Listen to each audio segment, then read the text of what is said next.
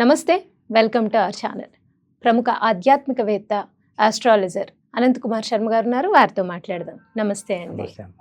ఓం గం గణపతే నమః. డిసెంబర్ 30వ తారీఖు అండి, అమావాస్య. సోమవారంతో కూడుకున్న అమావాస్య కాబట్టి సోమావతి అమావాస్య అని. సోమావతి వ్రతం చేసుకుంటే ఆ రోజు ఈశ్వరుడు ఆరాధన చాలా మంచిదని చాలామంది చెప్తూ ఉన్నారు. అయితే అమావాస్య అంటేనే కొంచెం నెగిటివ్ ఎనర్జీ, చెడు ఎక్కువ ప్రభావితం అయి ఉంటుంది. సో అటువంటప్పుడు కొంతమందికి ఇంట్లో నెగిటివ్ ఎనర్జీ ఉన్నట్టు తెలుస్తూ ఉంటుంది, కానీ ఏం చేయాలో పరిహార రూపంలో తెలియదు. అలాగే ఒంట్లో నెగిటివ్ ఎనర్జీ ఉంటే ఏంటంటే మన ఆలోచన విధానమే కరెక్ట్గా ఉండదు, అన్నీ రాంగ్గానే ఆలోచిస్తాం. మనం ఎదురు వాళ్ళతో కరెక్ట్ మాట్లాడినా అది రాంగ్గా రిఫ్లెక్ట్ అవుతూ ఉంటుంది. అటువంటి వాళ్ళు ఇంట్లో ఉన్న నెగిటివ్ ఎనర్జీ పోవాలి, ఒంట్లో ఉన్న నెగిటివ్ ఎనర్జీ కూడా పోవాలి అంటే ఎటువంటి పరిహారాలు పాటించాలంటారండి? అమ్మా, రేపు 30వ తారీఖు డిసెంబర్ 30వ తారీఖు సోమవారంతో కూడా వచ్చే అమావాస్య సోమ అమావాస్య అని పిలువబడుతుంది. ఐఫవర్ అమావాస్య. ఇప్పుడు అన్నింటిలో వచ్చే అమావాస్యలు వేరు. ఇప్పుడు రాబోయే ఈ మార్గశిర మాస అమావాస్య చాలా ఐఫవర్ అమావాస్య, సోమావతి అమావాస్య అని పిలువబడుతుంది. దీనికి విధి విధానాలు ఏంటంటే చాలా మంది అమావాస్య అంటేనే భయపడతారు. బాబా అమావాస్య వస్తుంది, ఏమిటి బయటకు వెళ్ళాలా వద్దా, జాగ్రత్తలు తీసుకుంటారు అందరూ కూడా. అలాగే వెళ్ళాలా వద్దా, లేకపోతే ఇంట్లో ఉందామా, లేకపోతే హాయిగా దేవాలయానికి వెళ్ళి ఏదైనా చేసుకుందామా అనేది చాలా మందికి దేనికి భయపడరు. కానీ అమావాస్య ఇంట్లో కొంచెం ఎవరికైనా ఆందోళన, ఇవాళ వద్దు ఎక్కడికి వెళ్ళదు, హాయిగా ఇంట్లో నామస్మరణ చేసుకుందాం అనే పద్ధతిలో అమావాస్య నాడు చేయవలసినవి ఏమిటయ్యా అంటే అందులో సోమవారంతో కూడుకొచ్చిన అమావాస్య. ఈ సోమవారంతో కూడుకొచ్చిన అమావాస్య విధి విధానాలు ఏంటయ్యా, పూజ ఏ విధంగా వెళ్ళాలి, ఏ రకంగా చేసుకుంటే అమావాస్య పవర్ మన ఇంట్లో ఉన్న బాధలు కానీ మనకి ఏదైనా ఆందోళన టెన్షన్స్ కానీ ఉన్నప్పటికీ దీనికి ఇలాంటివి ఏ విరుగుడు చేసుకుంటే, ఏ సమస్యలోకి వెళితే ఏ పూజ చేసుకుంటే బయటపడతాము అనే దానికి శివాలయానికే వెళ్ళాలి. అమావాస్య అంటేనే శివుడు.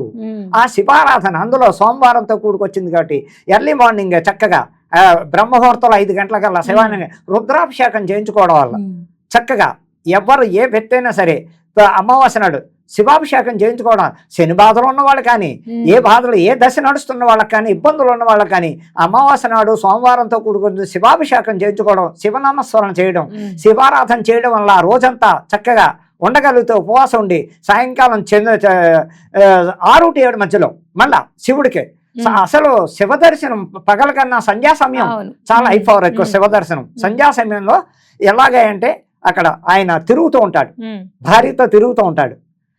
అలాంటి టైంలో 6 to 7 మధ్యలో శివ దర్శనం గుడి దగ్గరగా ఉంటే చేసుకోవడం వల్ల, లేకపోతే ఇంట్లోనే చక్కగా శివుడు సంబంధించి చదువుకోవడం వల్ల, అలా చేసుకోవడం వల్ల అమావాస్యకి నాడు ఉన్న మన కష్టాలు కానీ ఇంట్లో ఉన్న బాధలు కానీ తొలగిపోవాలంటే ఈ ప్రకారంగా శివ ఆరాధన చేసుకోవడం. దానికి ఇంకా నామాలు ఉన్నాయి.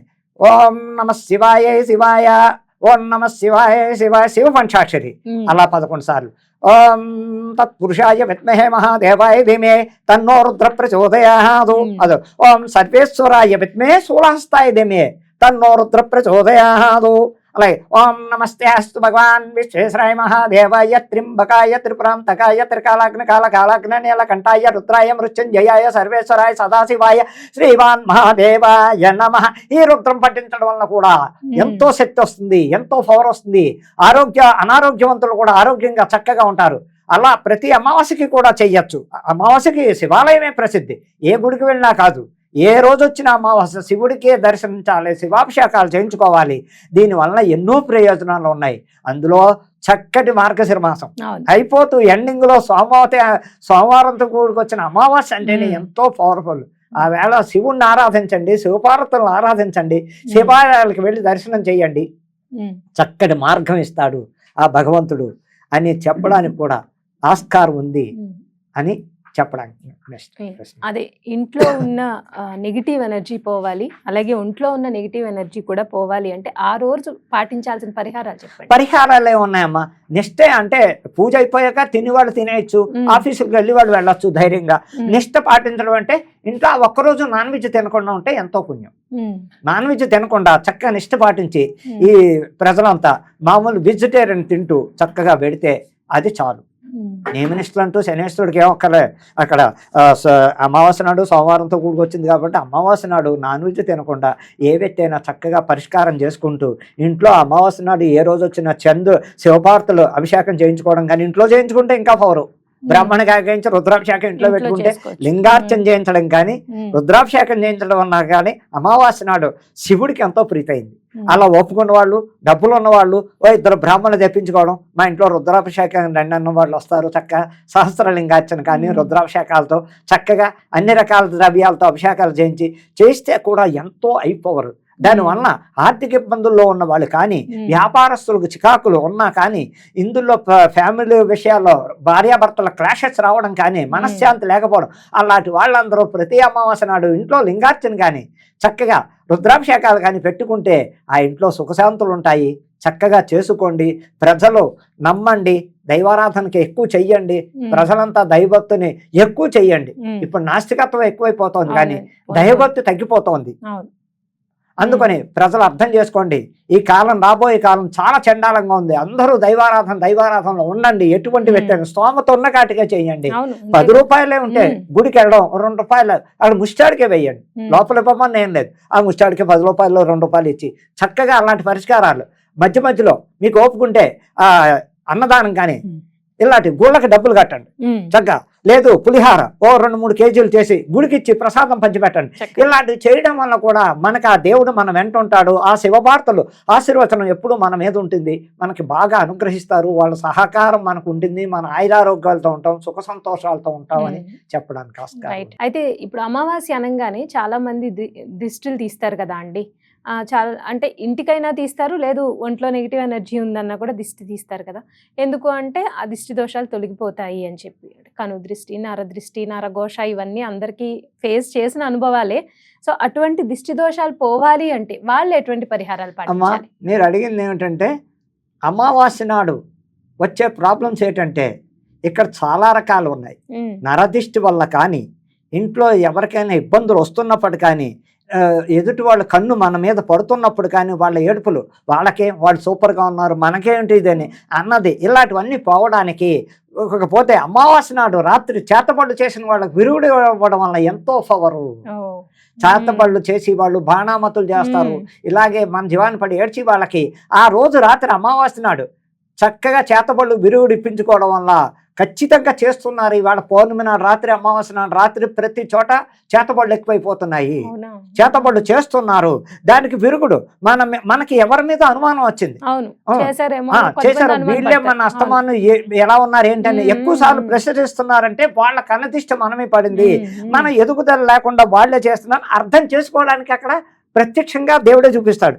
పదే ఆ వ్యక్తి వచ్చి మన ఎలా ఉన్నారు ఏంటి ఇప్పుడు ఎలా ఉంది, ఇదివరకు ఎలా అడుగుతున్నారంటే వాళ్ళే మనకి చెడు చేపిస్తున్నారు బయట అని గ్రహించుకుని ఆ వ్యక్తి మనకు దూరం అవడానికి, ఆ వ్యక్తి వలన ఎటువంటి అటాక్లు జరగకుండా ఉండడానికి బాణామతులు అంటారు, దీన్నే చేతబళ్ళు అంటారు, దీన్నే రకరకాల పేర్లతో పిలవబోతుంటాయమ్మా. అమావాస్య నాడు రాత్రి ఎప్పుడు కూడా బెడ్ రెస్ట్లో ఉంటారు. డాక్టర్ దగ్గరికి వెళ్తే రిపోర్ట్లో ఏముండదు, డాక్టర్ దగ్గర పెడతారు, ఏ రిపోర్ట్ ఉండదు. కానీ ఆ మనిషి దేనికో దానికి బాధపడుతూ ఉంటాడు. జాతకం బాగుంది, జాతచక్రంలో చక్కటి బుధ మహాదశ నడిచే వాళ్ళు ఉన్నారు, శుక్ర మహాదశ నడిచే వాళ్ళు ఉన్నారు, రవి. ఈ జాతకం బాగున్నప్పుడు డాక్టర్ దగ్గరికి వెళ్ళిన రిపోర్ట్ అందులో ఏం లేకపోయినా వీళ్ళు అనారోగ్యంతో బాధపడుతున్నారంటే ఆ వ్యక్తికి చేతబడి జరిగింది. అప్పుడు రెమెడీ ఏమిటి అంటే దానికి తగ్గ చేతబడి తగ్గ ఆ రెమెడీలు రకరకాలు ఉంటాయమ్మా.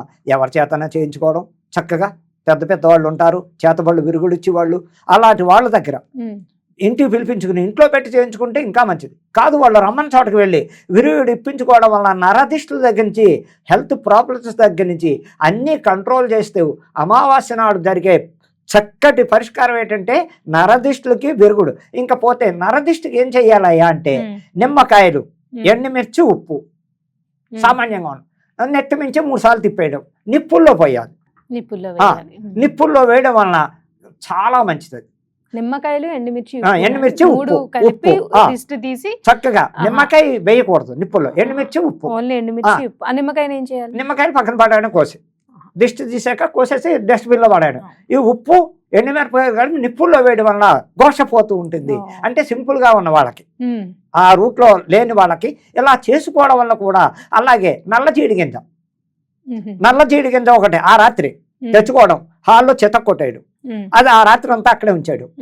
మొన్న లేవగానే శుభ్రం చేసుకోవడం, డస్ట్బిన్లో పడేయడం. అలా చేసుకోవడం వల్ల కూడా అమావాస్య నాడు రాత్రి చాలా చాలా ఉపయోగాలు ఉన్నాయి.